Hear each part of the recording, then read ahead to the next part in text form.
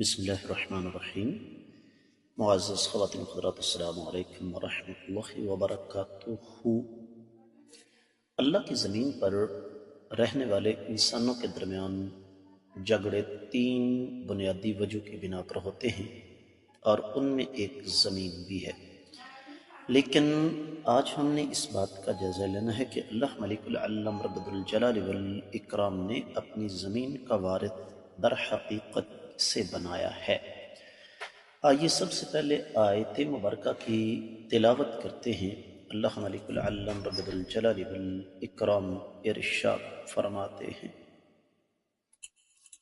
وَلَقَدْ كَتَبْنَا فِي الزَّبُورِ مِن بَعْدِ الذِّكْرِ أَنَّ الْأَرْضَ يَرِثُهَا عِبَادِيَ الصَّالِحُونَ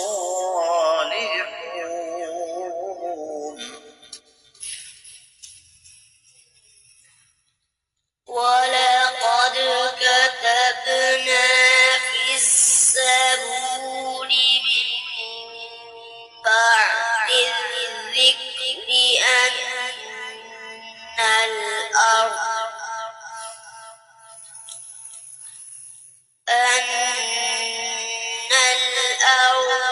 يَرِثُهَا عِبَادِيَ الصَّالِحُونَ۔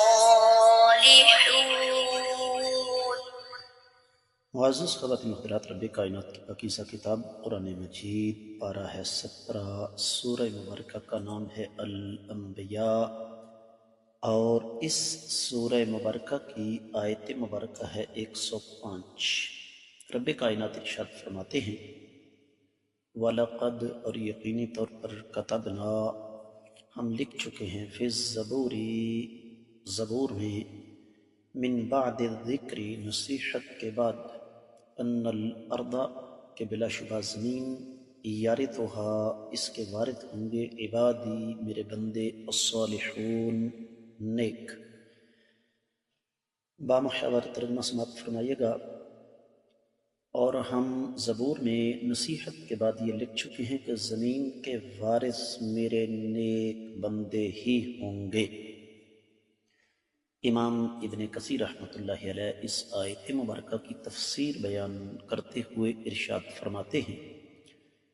کہ یہ اللہ تعالیٰ کا فیصلہ ہے اپنے نیک بندوں کے بارے میں کہ ان کے لیے دنیا اور آخرت میں سعادتیں ہیں۔ دنیا کی زندگی میں اللہ تعالیٰ ان کو زمین کا وارث بنائیں گے، جس طرح کہ سورۃ الاعراف کی 128ویں آیت مبارکہ امام ابن کثیر لے کر آئے: ان الارض للہ یورثھا من یشاء من عبادہ والعاقبۃ للمتقین، سورہ غافر کی 51ویں آیت مبارکہ بھی نقل فرما دی: انا لننصر رسلنا والذین آمنوا فی الحیاۃ الدنیا ویوم یقوم الاشہاد۔ پھر سورہ النور کی 55ویں آیت مبارکہ: وعد اللہ الذین آمنوا منکم وعملوا الصالحات لیستخلفنہم فی الارض کما استخلف الذین من قبلہم وَلَيُمَكِّنَنَّ لَهُمْ دِينَهُمُ الَّذِي ارْتَضَىٰ لَهُمْ وَلَيُبَدِّلَنَّهُمْ مِن بَعْدِ خَوْفِهِمْ أَمْنًا۔ ان تمام آیات مبارکات کا مضمون، مفہوم ایک ہی ہے کہ وہ لوگ جو نیک تھے یا نیک ہیں، تقوی پرہیزگاری کے راستے پر چلتے ہیں، اللہ ملک العلم رب الجلال والاکرام کی اطاعت کے راستے پر چلتے ہیں، اللہ ملک العلم رب الجلال والاکرام اپنی زمین پر ان کو غلبہ اور اختیارات عطا فرمائیں گے۔ اور ابن کثیر رحمۃ اللہ علیہ فرماتے ہیں کہ اللہ تعالیٰ نے یہ بات لکھ دی ہے اور یہ کام ہو کر رہے گا۔ امام اعمش فرماتے ہیں کہ میں نے اس دور کے عظیم ترین تابعی سیدنا سعید بن جبیر سے اس آیت مبارکہ کے حوالے سے سوال کیا تو فرمانے لگی کہ زبور سے مراد صرف زبور نہیں ہے بلکہ زبور، تورات، انجیل اور قرآن ہے۔ یہی وجہ ہے کہ امام مجاہد بن جبر فرماتے ہیں کہ یہاں پر الزبور سے مراد الکتاب ہے، یعنی ہر وہ کتاب جو اللہ نے آسمان سے نازل فرمائی۔ اور اس کے ساتھ ملتے جلتے اقوال دیگر اہل علم سیدنا عبداللہ بن عباس، امام شابی، امام حسن بصری، امام قتادہ بن دعامہ اور دیگر اہل علم کے نقل فرمائے ابن کثیر رحمۃ اللہ علیہ نے۔ اب الذکر سے مراد کیا ہے؟ بقول امام ابن کثیر رحمۃ اللہ علیہ، امام سعید بن جبیر فرماتے ہیں کہ اس سے مراد وہ ذکر ہے جو آسمانوں میں ہے، اور امام مجاہد بن جبر فرماتے ہیں کہ الذکر دراصل اللہ کے پاس الکتاب ہے۔ اور یہی وجہ ہے کہ امام ابن جریر طبری نے بھی بقول امام ابن کثیر رحمۃ اللہ علیہ کے اسی بات کا جزم فرمایا ہے کہ اس سے مراد الکتاب الاول یعنی پہلی کتاب لوح محفوظ ہے، جس طرح کہ امام سفیان ثوری فرماتے ہیں۔ جبکہ امام عبد الرحمن بن زید بن اسلم نے فرق کیا ہے،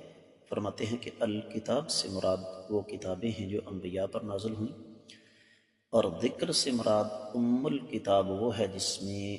ہر چیز لکھی ہوئی ہے۔ معزز خواتین و حضرات، سیدنا عبداللہ بن عباس رضی اللہ تعالیٰ عنہما ارشاد فرماتے ہیں، ابن کثیر رحمۃ اللہ علیہ نے یہ نقل فرمایا کہ رب کائنات نے تورات و زبور میں یہ ہمیں خبر دی، اور یہ بات زمین و آسمان کے پیدا ہونے سے پہلے کی ہے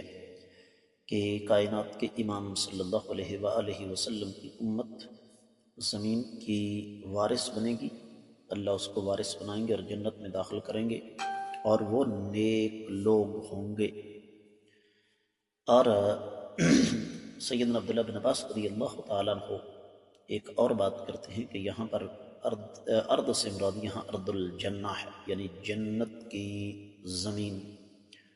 اور سیدنا ابو العالیہ امام مجاہد بن جبر، امام سعید بن جبیر، امام شابی، امام قتادہ، امام سدی، امام ابو صالح، امام ربیع بن انس اور امام ثوری رحمہم اللہ بھی اسی طرف اشارہ فرماتے ہیں۔ بات آگے بڑھتی ہے اور ہم دیکھتے ہیں کہ دیگر مفسرین کرام نے اس حوالے سے کیا کچھ ارشاد فرمایا۔ تو معزز خواتین حضرات، اہل علم خاص طور پر امام ابن جریر، امام رسعنی، امام ابن قیم، امام علیمی مادی قریب میں امام سعدی، امام شنقیطی اپنی اپنی کتب تفاسیر میں، امام بقائی نظم الدرر میں، التحریر والتنویر میں ابن عاشور، اور بالکل اسی طریقے سے امام ابن جزی، اور پھر امام شوکانی فتح القدیر میں اس بات کی طرف گئے ہیں کہ کوئی اس غلط فہمی کا شکار نہ رہے کہ زبور سے مراد یہاں صرف وہ مخصوص کتاب ہے، بلکہ زبور سے مراد آسمان سے نازل شدہ تمام کتابیں ہیں، اور الذکر سے مراد یہاں لوح محفوظ ہے۔ تو جب اللہ تعالیٰ کا فیصلہ آ چکا تو پھر وہ لازمی طور پر لاگو ہو کر رہے گا، نافذ ہو کر رہے گا، جس طرح کے امام ابن تیمیہ، امام ابن قیم اور دیگر وہ ائمہ جن کا میں پیچھے ذکر کر کے آیا ہوں انہوں نے جزم کیا ہے۔ اور الارض سے مراد بعد نے کہا کہ اس سے مراد جنت ہے، جس طرح کے امام ابن جریر، امام بغوی، امام قرطبی، امام خازن، امام سعدی وغیرہ ہے۔ جبکہ بعض اہل علم کہتے ہیں کہ اس سے مراد ارض دنیا ہے، اور یہ امام زجاج، ابن جزی، ابن قیم وغیرہ ان کی رائے ہے۔ اور یہ جو بات ہے کہ یرثھا عبادی اس سے مراد اہل علم یہ فرماتے ہیں کہ کائنات کے امام صلی اللہ علیہ وسلم کی امت ہے، اور یہ رائے بڑے بڑے ائمہ کی ہے، جن میں امام ابن جزی، امام خازن، ابن قیم، امام علیمی وغیرہ شامل ہیں، جبکہ بعض مفسرین کرام فرماتے ہیں کہ اس سے مراد جنت کی زمین ہے، اس سے مراد دیگر امتوں کے نیک لوگ ہیں، کیونکہ لفظ عام ہے کہ کوئی بھی بندہ جو اللہ تعالیٰ کی اطاعت کے راستے پر چلتا ہے، اللہ تعالیٰ اسے یہ نعمت عطا فرماتے ہیں۔ جو لوگ اللہ کے احکامات پر عمل کرتے ہیں، اللہ کی منع کردہ چیزوں سے باز آ جاتے ہیں، اور یہ مضمون قرآن مجید میں بے شمار مقامات پر گزرا ہے، جس طرح کہ سورۃ المؤمنون کی 10ویں اور 11ویں آیت مبارکہ، اولئک هم الوارثون الذین یرثون الفردوس هم فیہا خالدون، اور سورہ زمر کی 74ویں آیت مبارکہ ہے، وقالوا الحمد للہ الذی صدقنا وعدہ وأورثنا الارض نتبوأ من الجنة حیث نشاء فنعم اجر العاملین۔ اور پھر اللہ رب العزت کا ارشاد گرامی، وَتِلْكَ الْجَنَّةُ الَّتِي أُورِثْتُمُوهَا بِمَا كُنْتُمْ تَعْمَلُونَ، سورہ زخرف کی 72ویں آیت مبارکہ ہے۔ معزز خواتین و حضرات، اس حوالے سے پھر ایک حدیث مبارکہ بھی صحیح مسلم کی نقل کی، اہل علم 2889، اللہ کے رسول صلی اللہ علیہ وآلہ وسلم نے ارشاد فرمایا کہ میرے اللہ نے میرے لیے زمین کے مشرق اور مغرب کے تمام کونے کھول دیے، اور میری امت وہاں تک پھیلے گی جہاں تک میرے لیے اللہ نے زمین کو کھول دیا تھا۔ معزز خواتین و حضرات، اس مضمون کے حوالے سے، اس آیت مبارکہ کے حوالے سے اہل علم نے بڑی لمبی چوڑی بحث کی ہیں۔ اختصار کے تقاضے آگے بڑھنے کی راہ میں رکاوٹ ہیں، لیکن اس کا خلاصہ جو ہمیں مختلف آیات مبارکات اور احادیث سے ملا وہ یہی ہے کہ اللہ تعالیٰ نے بنیادی طور پر زمین سمیت تمام انعامات تو پیدا فرمائے ہیں اپنے مومن بندوں کے لیے، باقیوں کو بعد میں یہ چیزیں ملتی ہیں،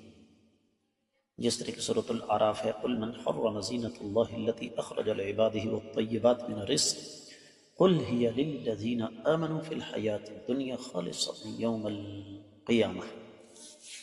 تو اس سے پتہ یہ چلا کہ بنیادی طور پر رب کائنات نے یہ تمام کے تمام خزانے اپنے نیک بندوں کے لیے رکھے ہوئے ہیں، لیکن شرط یہ ہے کہ بندے صراط مستقیم پر تو چلیں، جس طرح کہ اللہ رب العزت نے قرآن مجید میں دیگر مقامات پر اس بات کا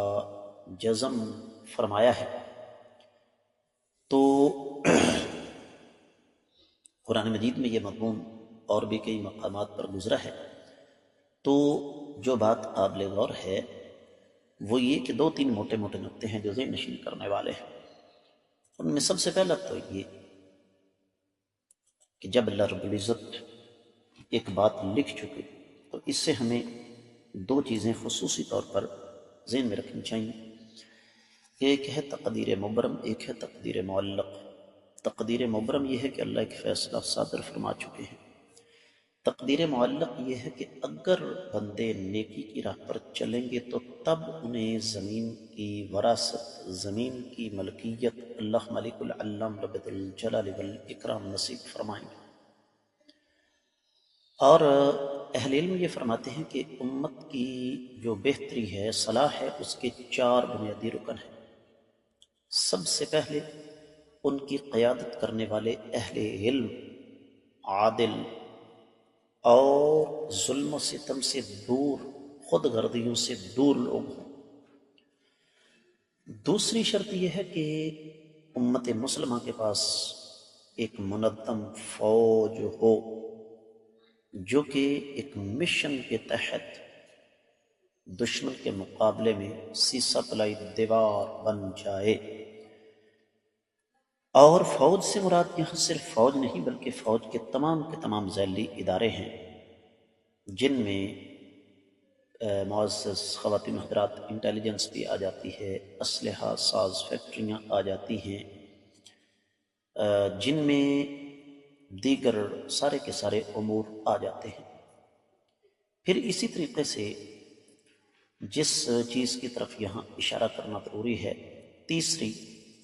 وہ یہ کہ ان کے پاس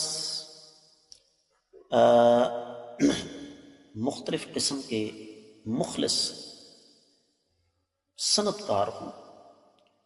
جو کہ ہر معاملے میں اپنی قوم کو تجارت کے ذریعے صنعت کے ذریعے فائدہ اٹھائیں۔ اور چوتھی چیز یہ ہے کہ وہ قوم ہو جانوروں کا ریوڑ نہ ہو۔ بڑا سخت سا لفظ استعمال کروں گا کہ ہم قوم نہیں ہیں، ہم ایک ریوڑ ہیں۔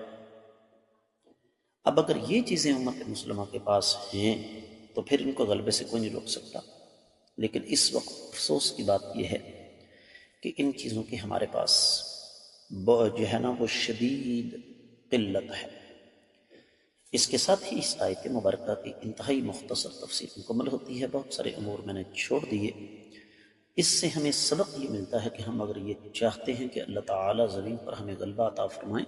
تو ہمیں سب سے پہلے اپنی انفرادی اور اس کے بعد پھر اجتماعی اصلاح کرنا ہوگی۔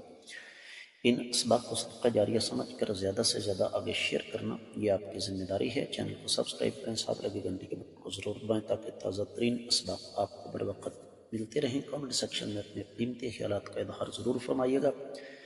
آج کے سبق سے دے اجازت۔ السلام علیکم ورحمۃ اللہ وبرکاتہ۔